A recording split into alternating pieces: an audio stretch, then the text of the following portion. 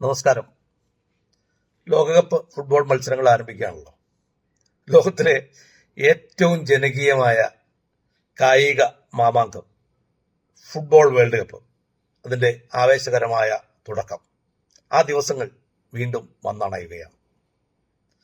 വിവിധ ഭൂഖണ്ഡങ്ങളിൽ നിന്നുള്ള മികച്ച ടീമുകളും ലോകോത്തര താരങ്ങളും ഒരേ വേദിയിൽ മാറ്റുരയ്ക്കുമ്പോൾ അതൊരു ടൂർണമെന്റ് മാത്രമല്ല, കോടാനകോടി ആരാധകരുടെ മനസ്സിലെ വികാരങ്ങളും സ്വപ്നങ്ങളും ആഘോഷിക്കുക കൂടിയാവും. വിജയ ചരിത്രം രചിക്കാൻ ഒരുങ്ങുന്ന ടീമുകളും പുതിയ ഇതിഹാസങ്ങൾ പിറക്കാൻ കാത്തിരിക്കുന്നവരും മറക്കാനാവാത്ത നിമിഷങ്ങൾ സമ്മാനിക്കും എന്ന് നമുക്ക് ഉറച്ചു വിശ്വസിക്കാം. ഈ വേൾഡ് കപ്പ് തീർച്ചയായും അവിസ്മരണീയമായിരിക്കും. പെലെയും മാറഡോണയും ജോൻ ക്രൈഫും വാൾഡയറും ബെക്കൻബൗറും സിനദൈൻ സിദാനും റൊണാൾഡീഞ്ഞോയും പ്ലാറ്റിനിയും മാൽഡിനിയും അങ്ങനെ എത്ര താരങ്ങൾ നമ്മുടെ മനസ്സിലുണ്ട് അല്ലേ? അവരെല്ലാം ചരിത്രം സൃഷ്ടിച്ചു പോയ കളത്തിൽ ജീവിക്കുന്ന ഇതിഹാസങ്ങളായ മെസ്സിയും ക്രിസ്ത്യാനോ റൊണാൾഡോയും എന്തു ചെയ്യും എന്ന് നമുക്ക് നോക്കാം. ഒപ്പം നെയ്മർ ഇത്തവണ പിറക്കുന്നത് പുതിയ ഒരു രാജാവായിരിക്കും, ഫുട്ബോൾ രാജാവായിരിക്കുമോ അതോ ഇവരിൽ ഒരാൾ തന്നെ ആയിരിക്കുമോ? നമുക്ക് കാണാം. ഞാനിവിടെ പറയാൻ പോകുന്നത് 10 നിർണായകമായ മത്സരങ്ങളെ സംബന്ധിച്ചാണ്. നിങ്ങൾ നിർബന്ധമായി കണ്ടിരിക്കേണ്ട 10 മത്സരം. ആദ്യ റൗണ്ടിന്റെ ഫിക്സർ മാത്രമാണ് നമ്മുടെ കയ്യിലുള്ളത്. അതിനുശേഷം വരുന്ന രണ്ടാം റൗണ്ടും അതുപോലെ തന്നെ സൂപ്പർ 8ഉം അതുപോലെ തന്നെ സെമി ഫൈനല്, ഫൈനല് തുടങ്ങിയവയുടെ ചിത്രം വ്യക്തമാവണമെങ്കിൽ ഈ ഒന്നാം റൗണ്ട് കഴിയണം. അപ്പൊ ഒന്നാം റൗണ്ടിൽ ആരൊക്കെ തമ്മിൽ പരസ്പരം ഏറ്റുമുട്ടും എന്ന് മാത്രമേ നമുക്ക് കൃത്യമായി ഇപ്പോൾ പറയാൻ കഴിയുകയുള്ളൂ. അത് വെച്ചിട്ട് നിങ്ങൾ നിർബന്ധമായി കണ്ടിരിക്കേണ്ട 10 മത്സരങ്ങളാണ് ഞാൻ വിവരിക്കാൻ ഉദ്ദേശിക്കുന്നത്. ഉദ്ഘാടന മത്സരം Mexico versus south Africa June 12 പുലർച്ചെ 12:30. അത് ഉദ്ഘാടന മത്സരം ആയതുകൊണ്ട് നിങ്ങൾ തീർച്ചയായിട്ടും കണ്ടിരിക്കുമല്ലോ. കാരണം ഒരു ലോക കായിക മാമാങ്കത്തിന്റെ തുടക്കമല്ലേ, അത് നമുക്ക് കാണാൻ കഴിയില്ലല്ലോ. പക്ഷേ മറ്റുള്ള ഇനി വരാൻ പോകുന്ന മത്സരങ്ങളുടെ എല്ലാം നിലവാരം അതായിരിക്കുമെന്ന് കരുതരുത്. അതൊരു ഉദ്ഘാടന മത്സരം മാത്രമാണ്. ഒന്നാമത്തെ പൊടി പാറുന്ന മത്സരം ജൂൺ 14 പുലർച്ചെ 3:30. അതൊരിക്കലും ഒഴിവാക്കരുത്. കാരണം ബ്രസീലും മൊറോക്കോയും തമ്മിലുള്ള മത്സരമാണ്. ബ്രസീലിനെ സംബന്ധിച്ച് നമുക്കറിയാം, നെയ്മറും വിനി ജൂനിയറും റാഫിയും ഒക്കെ പേര് കേട്ട തന്നെ മതി. അവർ കളത്തിലിറങ്ങുന്നു. അവരെ നേരിടുന്ന ആരാണ്? മൊറോക്കോ. മൊറോക്കോയ്ക്ക് പ്രത്യേകത എന്താണ്? ലോക യൂത്ത് വേൾഡ് കപ്പ് ചാമ്പ്യന്മാരാണ്. യൂത്തിന്റെ വേൾഡ് കപ്പ് ചാമ്പ്യന്മാര് നിസ്സാരക്കാരല്ല. അവർക്ക് പലതും ചെയ്യാനായിട്ട് കഴിയും, അവർക്കേ കഴിയും. യുവാക്കളാണ്. അപ്പൊ തീർച്ചയായിട്ടും ആ മൊറോക്കോ ടീം ഇപ്രാവശ്യം ബ്രസീലിനെ വിറപ്പിക്കുമെന്ന് മാത്രമല്ല, ഒരുപക്ഷെ അട്ടിമറിച്ചേക്കാൻ സാധ്യതയുണ്ട്. അതുകൊണ്ട് തന്നെ ഈ മത്സരം പൊടിപാറും, ഈ മത്സരം പൊടിപൊടിക്കും, ഒരു സംശയമില്ല. നമുക്ക് കാത്തിരുന്ന് കാണാം.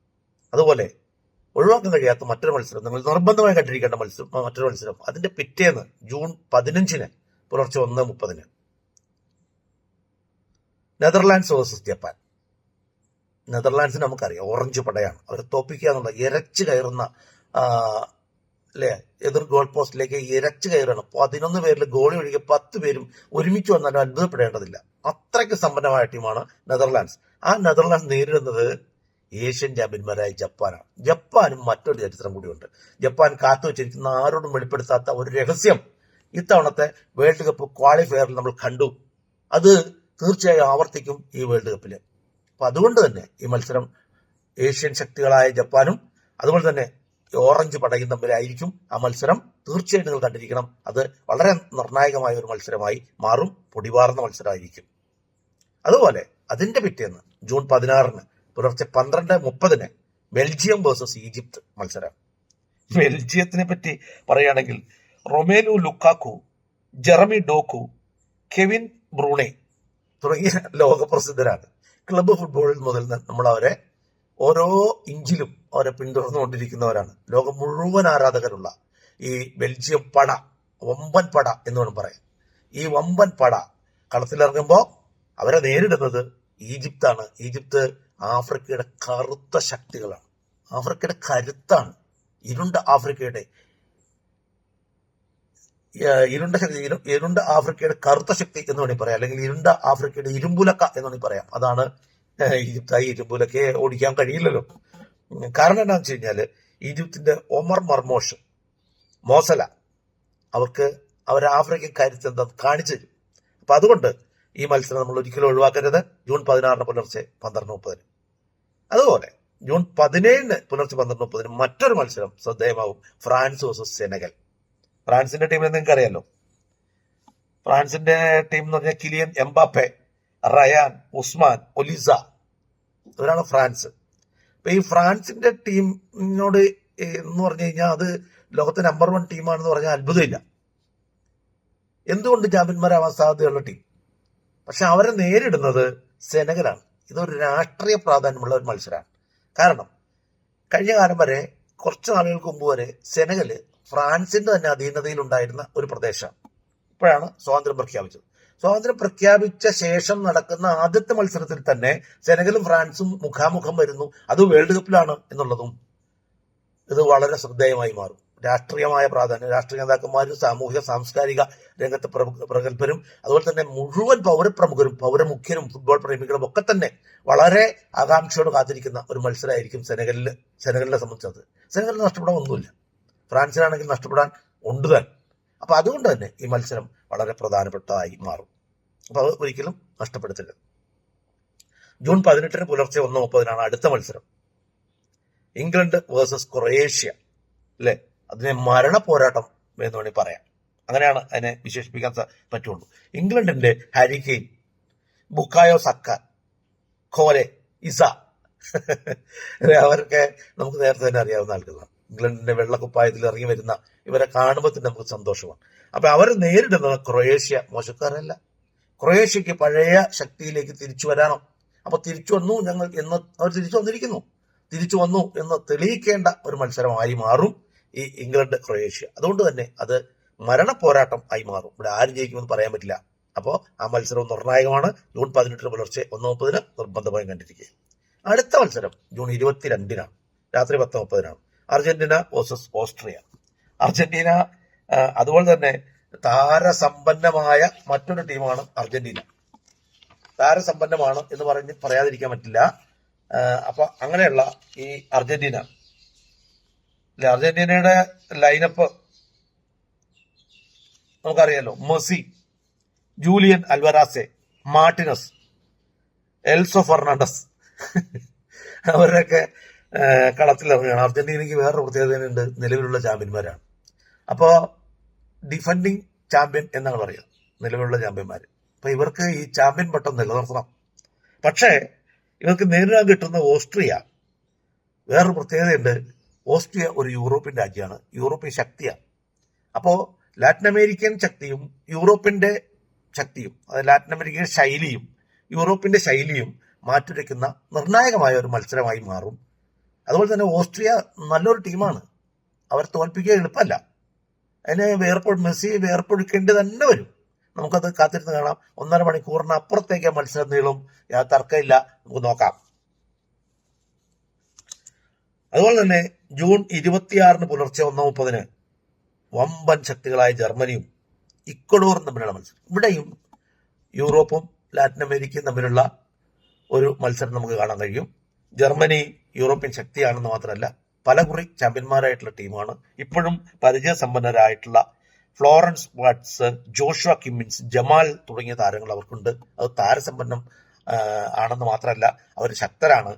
ഏത് പ്രതികൂലമായ പരിതസ്ഥിതിയെ അതിജീവിക്കാൻ കരുത്ത് പണ്ട് മുതലേ ജർമ്മനിക്കുണ്ട്. അത് അവരുടെ പ്രൊഫഷണലിസമാണ്. അപ്പോൾ പ്രൊഫഷണലിസം കൊണ്ട് സമ്പന്നമായ ജർമ്മനിയെ നേരിടുക ഒരു ടീമിനും എളുപ്പമല്ല. പക്ഷേ ഇവിടെ എതിരിടാൻ പോകുന്ന ഇക്വഡോർ അതുകൊണ്ട് തന്നെ നിർണായകമായി മാറുന്നു എന്നുള്ളതാണ്. ഇക്വഡോറിന് അതിന് സാധിക്കും എന്നാണ് പറയുന്നത്. അപ്പൊ ആ മത്സരം എന്തുകൊണ്ടും പ്രശസ്തമായിരിക്കും. ആ ജൂൺ 26 പുലർച്ചെ 1:30 പ്രസക്തമായ ആ മത്സരം നിങ്ങൾ കാണാതിരിക്കരുത്. അതുപോലെ ജൂൺ 27 പുലർച്ചെ 12:30 ഫ്രാൻസും നോർവേയും തമ്മിലുള്ള ഒരു മത്സരമുണ്ട്. അതും വളരെ നിർണായകമായും ഫ്രാൻസിനോട് തോറ്റു കൊടുക്കാൻ കഴിയില്ല. നോർവേ ജയിക്കാനും വേണ്ടി വന്നേക്കുന്നതാണ്. അപ്പൊ ഇവർ തമ്മിലുള്ള ഈ പോരാട്ടം പൊടിപാറും. അതിന് ആ ഒന്നാം റൗണ്ടൊക്കെ കഴിയുമ്പോൾ, അല്ലെങ്കിൽ ഒന്നാമത്തെ മത്സരങ്ങളൊക്കെ കഴിയുമ്പോൾ, ഒന്നാമത്തെ മത്സരങ്ങളൊക്കെ കഴിഞ്ഞു കഴിയുമ്പോൾ ഈ മത്സരത്തിന് പ്രാധാന്യം ഏറും. ഇപ്പൊ ജൂൺ 27 ഈ മത്സരം ഫ്രാൻസും നോർവേയും തമ്മിലുള്ള ഈ മത്സരം 12:30 നോർവേ തീർച്ചയായിട്ടും ഇവിടെ ഒരു മാറ്റം കൊണ്ടുവരും. നമുക്ക് നോക്കാം. അതുപോലെ അന്ന് തന്നെ ജൂൺ 27 തന്നെ പുലർച്ചെ 5:30 സ്പെയിൻ വേഴ്സസ് ഉറുഗ്വേ എന്ന് പറയുന്ന, അല്ലെ, സ്പെയിനും ഉറുഗ്വേയും തമ്മിലുള്ള ഒരു മത്സരം നടക്കും. ഇപ്പൊ സ്പെയിൻ കളപ്പോരുകാരുടെ നാടായ സ്പെയിൻ, ആ സ്പെയിനിൽ നിന്ന് Nico Williams, Lamine Yamal, Rodri, Pedri, David Raya തുടങ്ങിയ ലോകപ്രസിദ്ധ താരങ്ങളാണ്. ക്ലബ്ബ് ഫുട്ബോളിൽ പയറ്റി തെളിഞ്ഞിട്ടുള്ള അവരെ കവച്ചു വയ്ക്കുക എന്നുള്ളത്, അല്ലെങ്കിൽ കീഴ്പ്പെടുത്തുക എന്നുള്ളത് അത്ര എളുപ്പമല്ല. പക്ഷേ ഉറുഗ്വേ ലാറ്റിൻ അമേരിക്കൻ ശക്തിയാണ്. ഉറുഗ്വേക്ക് അത് കഴിയും. അവരതിന് ശ്രമിക്കും. ഈ അമേരിക്കൻ യൂറോപ്യൻ പോരാട്ടത്തെ നമുക്ക് വളരെ ആകാംക്ഷയോടെ നോക്കിക്കാണാം.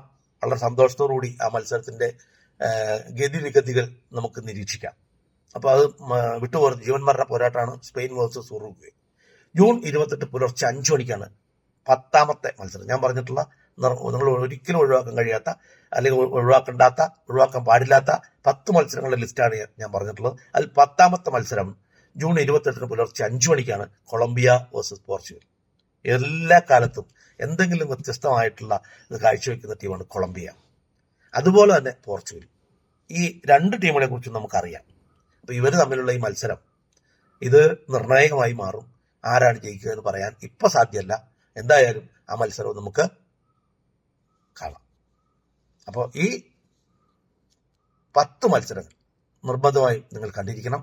നിങ്ങളുടെ ശ്രദ്ധ ഈ 10 മത്സരങ്ങൾ നിങ്ങൾ എഴുതി വയ്ക്കുക. ഈ ഡേറ്റ് എഴുതി വയ്ക്കുക, സമയം എഴുതി വയ്ക്കുക.